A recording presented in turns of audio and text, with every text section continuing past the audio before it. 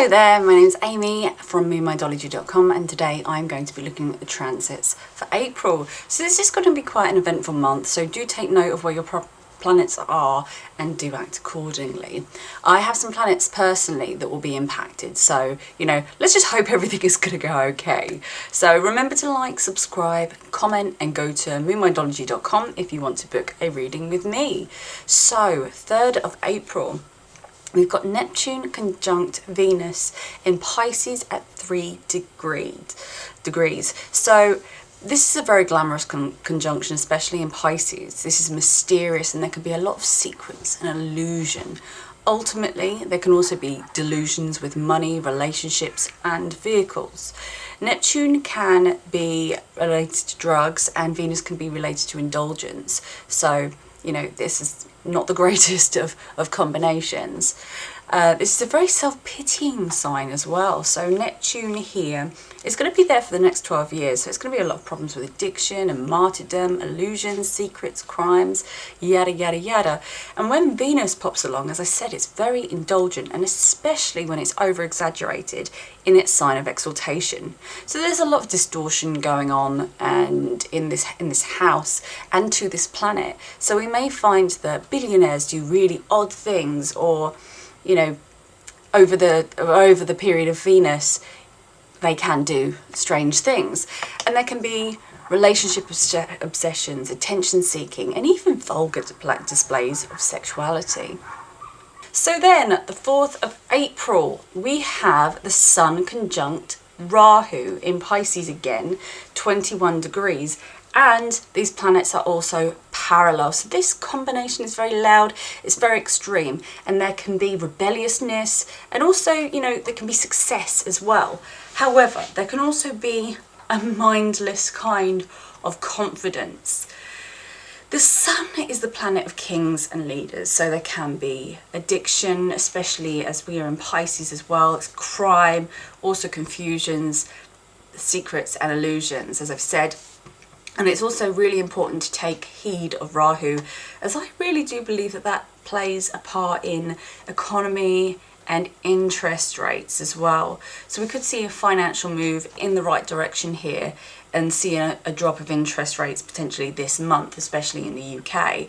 And I think there could be a sharp drop, as opposed to sort of like a little slow decline like we've seen. But I don't think it's going to be something that's going to make a great deal of difference in the grand scheme of things. I think the world economy is going to be, a bit problematic for at least another year, and then we may get a little bit of recovery from the mayhem that we currently have. But I have yet to investigate that some more. And so then we've got the 11th of April.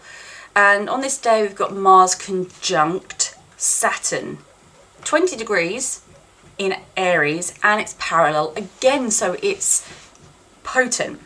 Aquarius is futuristic, scientific, humanitarian, and with these two planets here, at least it's good for science. But, as always, it's that push-pull energy that can create friction, frustration, and heat. And it can be a violent combination sometimes, because the frustration gets too much and there has to be some action, but there's inaction. So it's one of those odd combinations. In people that have this, it's a really good work ethic, as well as links to mechanical and technical abilities. So we could find that there is hard work happening to repair structures or build things or develop things. And there's also, we could also find that there's problems with machinery as well. So, it's an air sign. There's communication, so talks and treaties can have problems as well.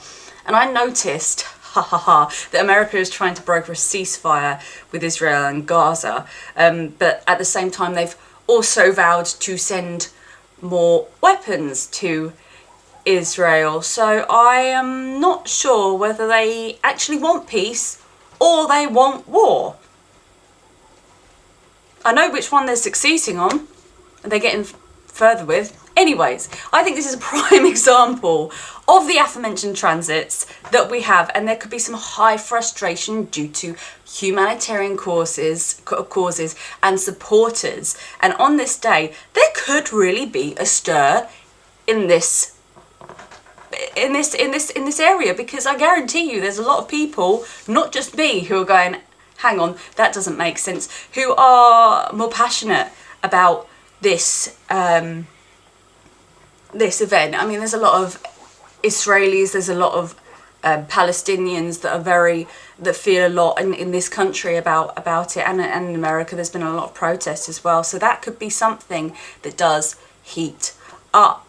Then 12th of April, we have a stellium. That's the Sun, Mercury, Venus, Neptune, and Rahu, all in Pisces. So there's so much energy in the sign of crime, emotion, and poor boundaries.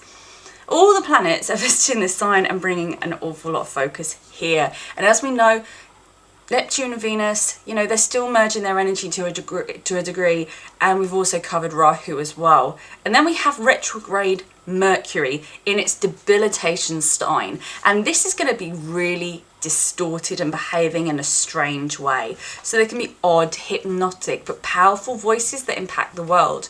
And not only this, the Sun and Mercury are going to be Gandanta on the 12th. So that's two planets that are even more wild and distorted. So the media, the leaders, the kings, they could be acting in a really strange way. There could be odd decisions, being over emotional, or, you know, in some cases overly religious. And I think a leader could, you know, order some kind of questionable decision during this time, which could have negative consequences, you know, perhaps for civilians or even perhaps for foreigners. And I find this all to be strangely forceful and misguided, if you see what I mean. But you know, almost like a confident idiot with the best interests at heart, but you know, just very limited understanding about what actually creates the bad situation, if you know what I mean. So irresponsible leaders. 17th of April, we have Rahu conjunct Venus, 20 degrees of Pisces, and this is going to bring a lot of obsessions with comfort, billionaires, fine things, wealth, and people can be quite impressionable. So there can be something cultural that is impacted by the media or the entertainment industry in some way. There could be some kind of spokesman who can influence the masses as well. But, you know, it could be an important message and not something that is totally misleading as well. I'm not quite sure how to make that out. But Pisces is about poor boundaries, as I've said. And with this much power in this house, we all need to make sure that we can properly discriminate between the lines and boundaries of all things, people, and places. So 20th of April, Jupiter is conjunct Uranus, 27 degrees, Aries, and parallel. So I find that to be more of a forceful combination. So this can bring major changes, sudden adjustments in law, education, even the circulation of wealth. But the problem is, in Aries, we're looking at very quick and reactive changes. Aries takes action before it thinks, and with Jupiter, it's magnifying this area, and Uranus is the planet of sudden change and erratic behavior. So we could have earthquakes, we could have events with planes, lightning that takes out some kind of machinery or military technology, something of that ilk. So 21st of April, we are looking at Pluto in Capricorn, and it's squaring the Sun at 7 degrees in Aries. So we have a couple of cardinal signs which are very action oriented and powerful, and then we have the square aspect as well, and this is generally considered to be a more difficult aspect. Pluto is about power, explosiveness, and it's been in the sign of Capricorn, which I believe has caused a lot of arrogance in the government, and you know, it's the reason we've had oppressive rule over the last few years. unfortunately, Pluto is going to be here for a long time, but there's nothing we can really do about that, you know, apart from, I don't know, move planet. So not realistic. But when we're pulling this oppressive energy from Pluto and it's being directed at an exalted sun in the sign of impulsivity, you know, we could find something like a leader doing something just drastic or explosive. Not only that, Jupiter and Uranus, they're still conjunct on this day. I don't like it. You know, it's a formation that is waiting, a slower moving planet to trigger something happening, and it feels quite warlike to me. But, you know, hopefully I'm wrong.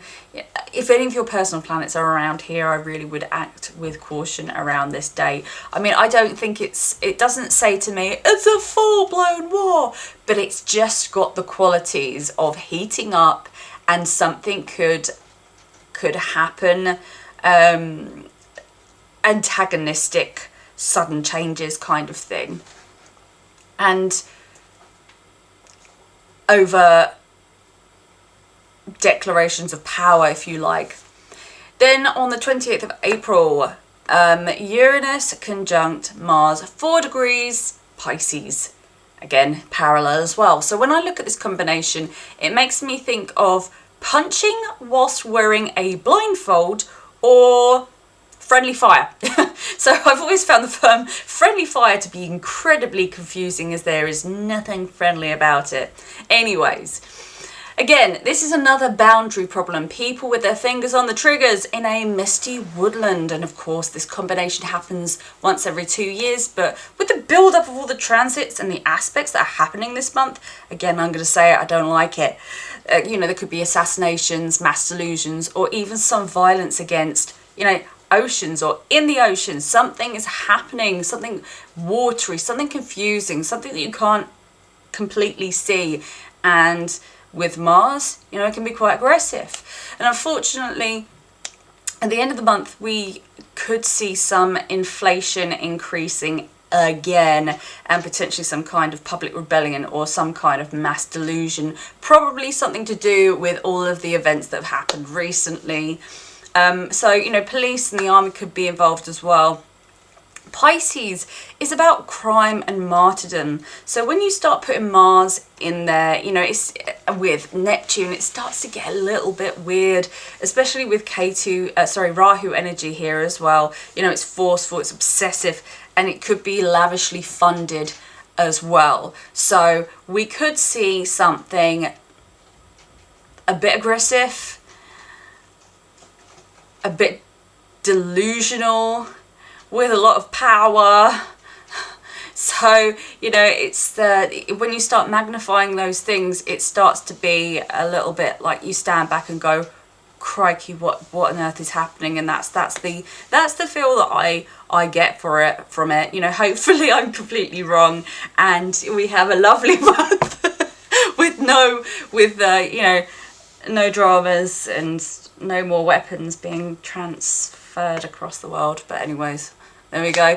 I'm sorry to be reporting such a distressing month. You know, as we've had the eclipse, I think it really is going to start to draw in America, because 2 eclipses have happened over that area. So, you know, if you are in America, stay safe, remain vigilant.